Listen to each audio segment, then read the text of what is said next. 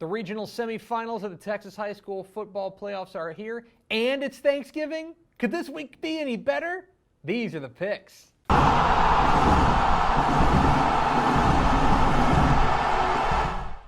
Welcome into the picks, your guide to Texas high school football playoffs. My name is Greg Tepper of Dave Campbell's Texas Football and TexasFootball.com. Thank you so much for tuning in, and happy Thanksgiving.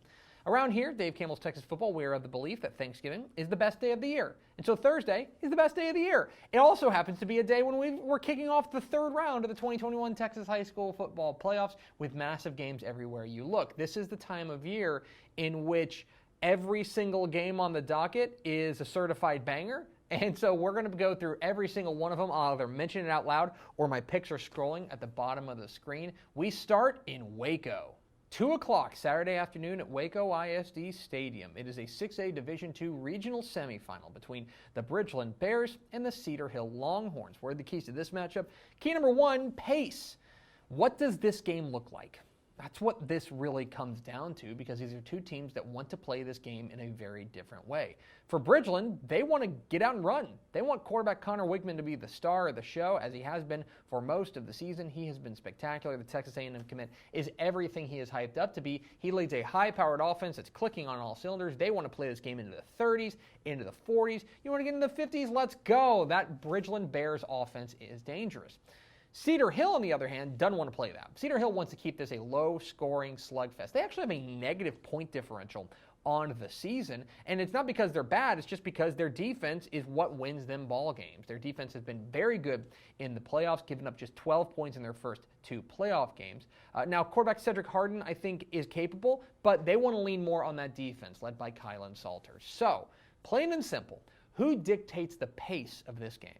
Key number two, Cedar Hill's turnover margin. So speaking of defense, Cedar Hill absolutely has to win the turnover margin in this game. That's where they make their hay. They are -4 in the turnover margin in their 4 losses, and they're +4 in the turnover margin in their 8 wins. It's just as simple as that. When they are turning the ball over with guys like Keandre Jackson and guys like Jalen Peoples, they're very difficult to beat. But when they are giving the ball away more than they're taking it away, plain and simple, they're pretty beatable. So, can Bridgeland stay out of the turnover game, or will Cedar Hill's attacking defense make some big plays? And key number 3, Houston versus DFW. Doesn't it always boil down to something like this, right? But here we are into the third round of the Texas high school football playoffs, and you're starting to get these true cross-regional matchups with teams from Houston playing teams from DFW, teams from Austin playing teams from San Antonio, and Houston versus DFW takes center stage here. And I think both places have an argument to having the superior Texas high school football this season. Now look, if Bridgeland beats Cedar Hill, does that mean that Houston has better high school football than DFW? No. If Cedar Hill beats Bridgeland, does that mean DFW is better than Houston? No, it's one game, and they are not necessarily representative of the entire region. But make no mistake, Cedar Hill's carrying the flag for DFW. Bridgeland is carrying the flag for Houston, and they're out there representing their area, hoping to bring back a big win to their town. So, it's a tale as old as time. Is it Houston or is it DFW? Who am I picking?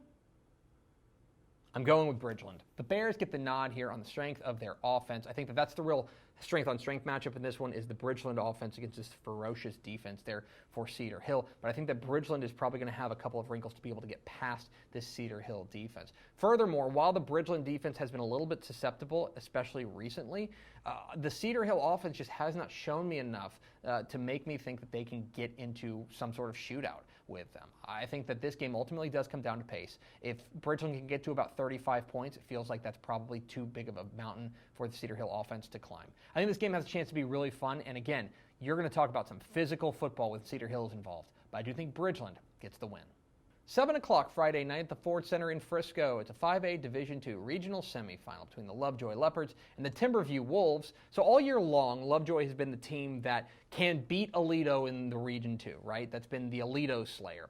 Last couple of weeks have been a little bit shaky for the Leopards. They lose their regular season finale to Frisco Liberty, and then last week they really had to work for it against Burleson. Quarterback Alexander Franklin continues to be fantastic, but that defense really has to step up, especially this week against kind of the party crasher, right? Timberview, after beating Ennis in the area round for the second consecutive year, They are brimming with confidence with guys like Jaden Marshall, their quarterback. They got a big-time wide receiver in Samarian Chambliss. They can run the ball well with Jarvis Reed. This is an offense that's really humming, be a big test for this Lovejoy team.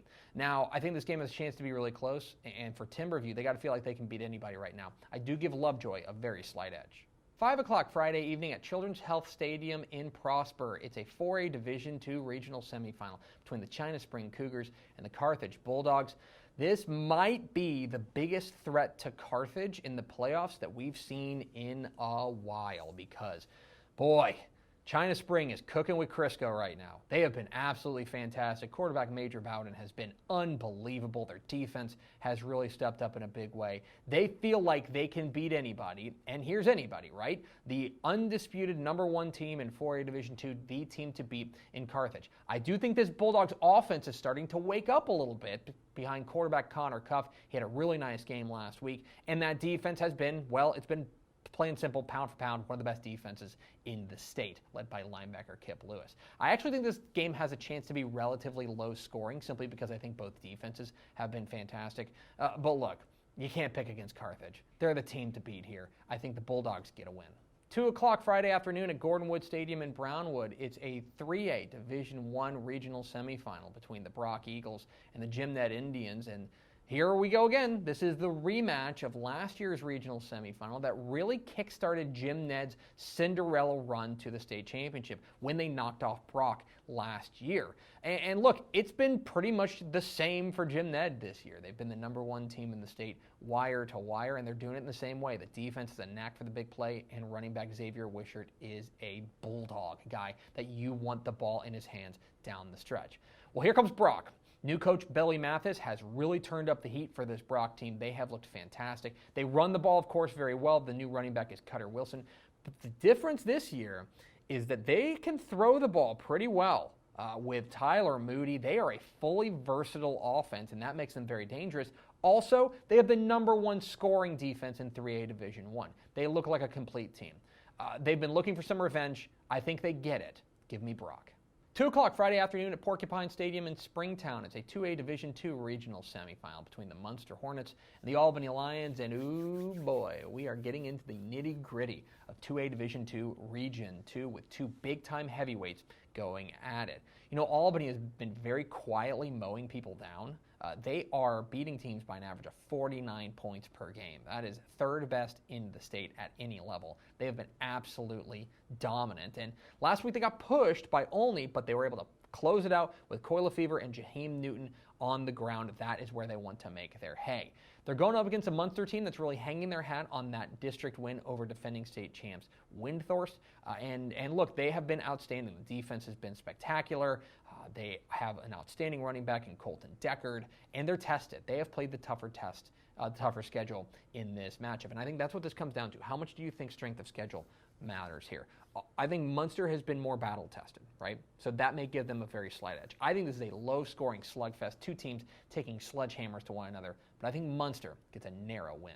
And we're into the regional finals in 6-man football. 6 o'clock Friday night in Breckenridge. It's a 1A Division II regional final between the Strawn Greyhounds and the Gordon Longhorns. And this is a rematch of one of the great rivalries in Texas high school football. These 2 teams know each other very well. They're separated by about 10 miles. They do not like each other. That's going to make this really fun. You know, Strawn's had claim to being the number 1 team in 1A Division II all year long, and they've done nothing to really shake that reputation. They've been absolutely outstanding.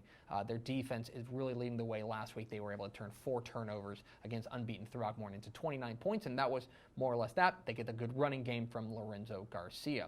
On the other side, for Gordon, they are really looking very good, led by Drake Dykut. They've been outstanding, running the ball as well, and their defense has stepped up in a big way. But look, here's the bottom line of it. This is the second time in 4 weeks that these 2 teams are going to play. Okay, Strawn beat Gordon 83-38 back in week 11. What has changed between now and then to make you think the result will be all that much different? I think Gordon's playing a little bit better, but I don't think that's enough to make up that gap. I think Strawn moves on to the state semifinals. But those are far from the only big games in the 3rd round of the Texas High School Football Playoffs. Remember, all my picks are scrolling at the bottom of the screen. Let's get to the lightning round.